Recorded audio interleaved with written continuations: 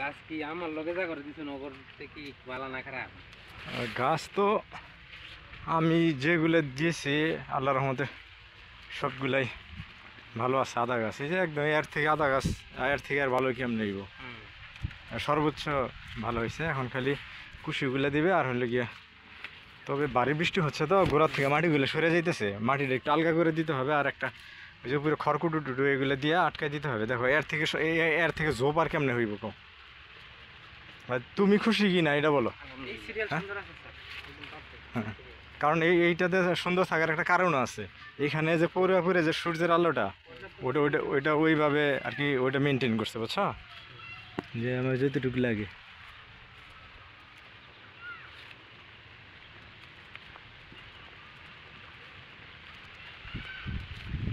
এইটাও দেখা পেঁপে গাছ মাশাআল্লাহ, এই গাছ এই দুই তিনটা পেঁপে গাছ আছে, ভালো আছে মোটামুটি। এটা তো পুরাটাই আদা। পাবলিক দেখুক যে এই জায়গাটা পরিত্যক্ত ছিল না, কিছুই হইতো না। এখানে প্রচুর পরিমাণে নিচের পাতা, ওটা একদম নিচের পাতা।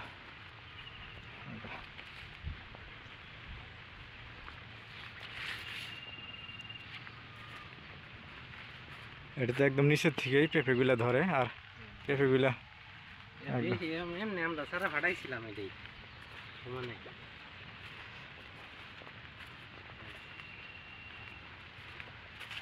আদা গাছের চেহারা দেখলে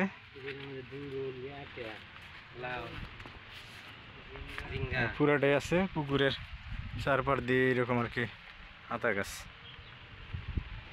এটা রাস্তা কালকে পর্যন্ত ক্লিয়ার হয়ে যাবে, বেঁধে দিলে ঢোকা।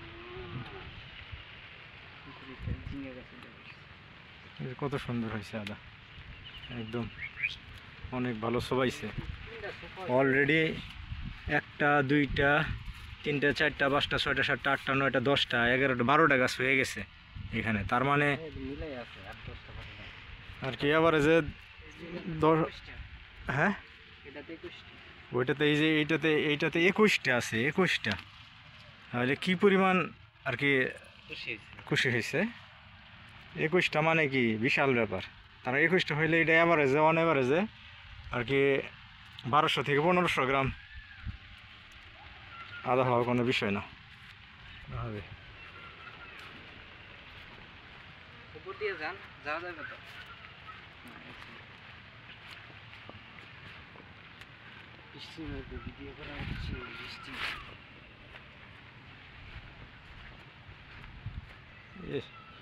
আলহামদুলিল্লাহ যে পরিমাণ সবাইছে।